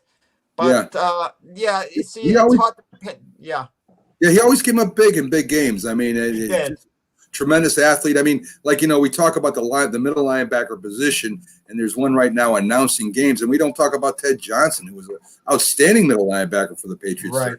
bowl years. So that's it for the show, folks. We had a great time. One of my favorite days doing one of my favorite shows when we have our great guests on. And, we're here kind of messing around here. I'm messing around with the music, Jack, and I don't know what the heck I'm doing. So here we go. So anyway, you guys have a great day. Enjoy the weekend. We'll be back tomorrow. We'll be back with our debate show, which we have Dr. Paul Summendinger, Major League Baseball analyst and a great Yankee historian who comes in and wows us every week with his knowledge of the Yankees. He'll be with us tomorrow. So join us then, 8 to 10 a.m., and you guys have a great Friday. We'll see you tomorrow, folks.